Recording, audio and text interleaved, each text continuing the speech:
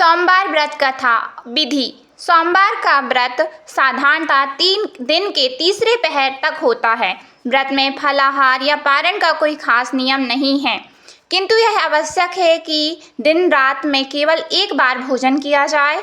सोमवार के व्रत में शिव जी पार्वती का पूजन करना चाहिए। सोमवार के व्रत 3 प्रकार के हैं: साधारण सोमवार, सौम्य प्रदोष व्रत और 16 सोमवार विधि। तीनों की एक जैसी है। शिव पूजन के पश्चात कथा सुननी चाहिए। प्रदोष व्रत 16 सोमवार प्रति सोमवार अथवा तीनों की अलग अलग है, जो आगे लिखी गई हैं। कथा: एक बहुत धनवान साहूकार था, जिसके घर धन का आदि किसी प्रकार की कमी नहीं थी, परंतु उसको एक दुख था कि उसके कोई पुत्र नहीं था। वह इसी चिंता में रात दिन रहता था। वह पुत्र की कामना के लिए प्रति सोमवार को शिव जी का व्रत और पूजन किया करता था तथा सायंकाल को शिव जी के मंदिर में जाकर शिव जी के श्री विग्रह के सामने दीपक जलाया करता था।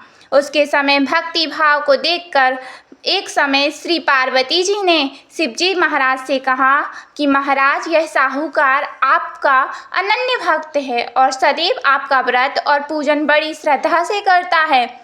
इसकी मनोकामना पूर्ण करनी चाहिए। शिव जी ने कहा, हे पार्वती, यह संसार कर्म क्षेत्र है। जैसे किसान खेत में जैसा बीज बोता है वैसा ही फल काटता है, उसी तरह इस संसार में प्राणी जैसा कर्म करते हैं वैसे ही फल भोगते हैं।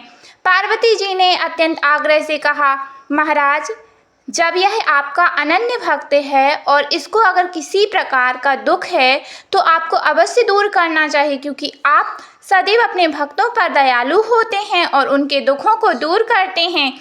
यदि आप ऐसा नहीं करेंगे तो मनुष्य आपकी सेवा तथा व्रत क्यों करेंगे?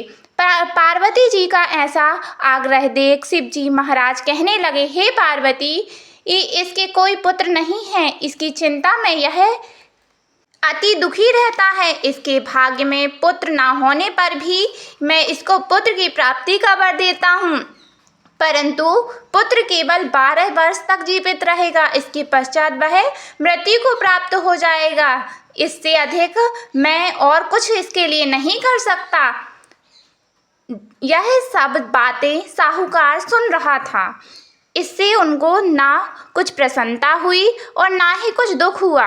वह पहले जैसा ही शिव जी का महाराज का व्रत पूजन करता रहा। कुछ काल व्यतीत हो जाने पर साहूकार की स्त्री गर्भवती हुई और 10वें महीने उसके गर्भ से अति सुंदर पुत्र की प्राप्ति हुई। साहूकार के घर में बहुत खुशी मनाई गई, परंतु साहूकार ने उसकी केवल 12 वर्ष की आयु जान कोई अधिक प्रसन्नता प्रकट नहीं की और ना ही किसी को भेद की भी बताया।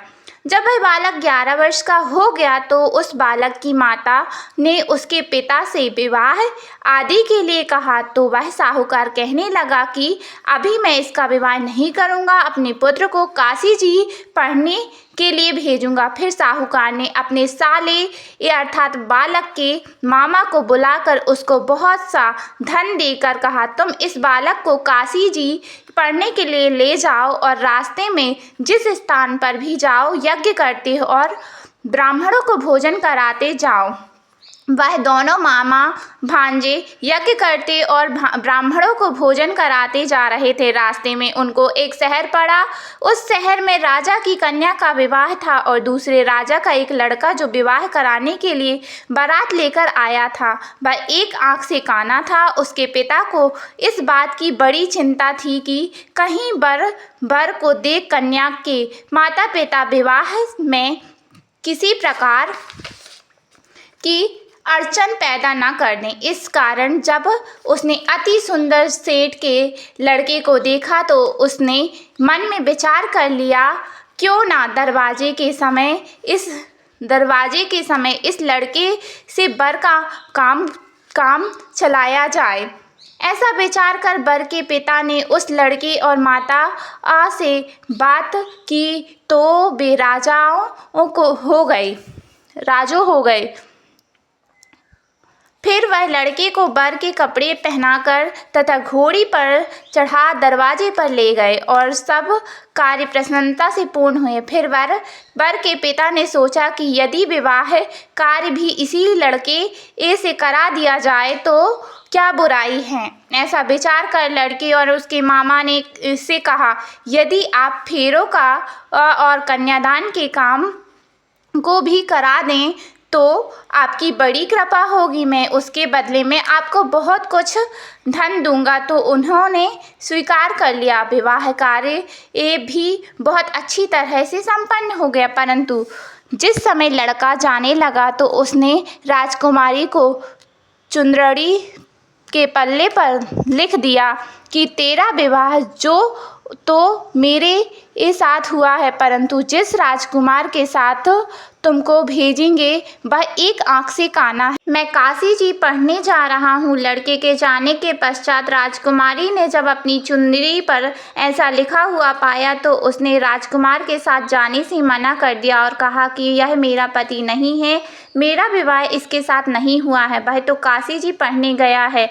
राजकुमारी के माता पिता ने अपनी कन्या को विदा करने से मना कर दिया। बारात वापस चली गई। उधर सेठ का लड़का और उसका मामा काशी जी पहुंच गए। वहां जाकर उन्होंने यज्ञ करना और लड़की ने पढ़ना शुरू कर दिया। जब लड़के की आयु 12 वर्ष की हो गई उस दिन उन्होंने यज्ञ रखा था। उसकी लड़के ने अपनी मामा से कहा, मामा जी आज मेरी तबीयत कुछ ठीक नहीं है। मामा ने कहा, अंदर जाकर सो जाओ। लड़का अंदर जाकर सो गया और थोड़ी देर में उसके प्राण निकल गए। तब उसके मामा ने आकर देखा तो वह मुर्दा पड़ा था। तो उसने बड़ा दुख हुआ।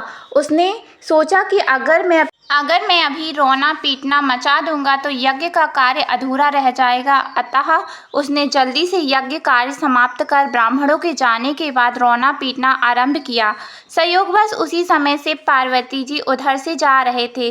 जब उन्होंने जोर जोर से रोने की आवाज़ सुनी तो पार्वती जी ने कहने लगी, महाराज कोई दुखिया रो रहा है, इसके कष्ट को दूर कीजिए।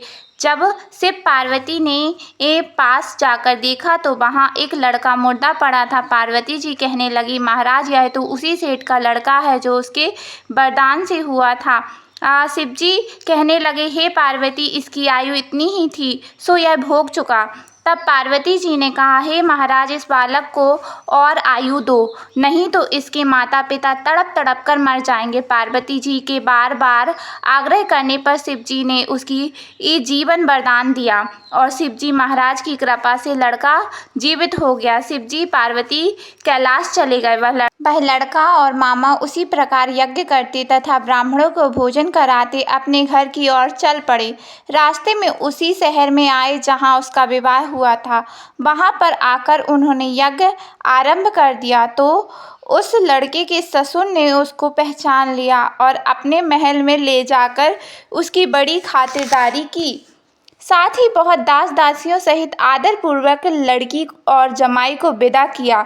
जब वे अपने शहर के निकट आए तो मामा ने कहा, मैं पहले घर जाकर खबर कर आता हूँ। जब उस लड़के का मामा घर पहुँचा तो लड़के के माता पिता घर की छत पर बैठे थे और यह प्रण कर रखा था कि यदि हमारा पुत्र सुकुशल लौट आया तो हम राजी खुशी नीचे आ जाएंगे, नहीं तो छत से गिरकर अपने प्राण दे देंगे। इतने में उस लड़के के मामा ने आकर यह समाचार दिया कि आपका पुत्र आ गया है तो उनको विश्वास नहीं आया। उसके मामा ने शपथ पूर्वक कहा कि आपका पुत्र अपनी स्त्री के साथ बहुत सारा धन लेकर आया है। तो सेठ ने आनंद के साथ उसका स्वागत किया और बड़ी प्रसन्नता के साथ रहने लगे। इसी प्रकार से जो कोई भी सोमवार के व्रत को धारण करता है अथवा इस कथा को पढ़ता है सुनता है उसकी समस्त मनोकामनाएं पूर्ण होती हैं। राधे राधे। अगर वीडियो अच्छा लगे तो लाइक कर देना। इसी तरह के हमारे चैनल में वीडियो अपलोड किए जाते हैं राधे राधे भक्ति से रिलेटेड।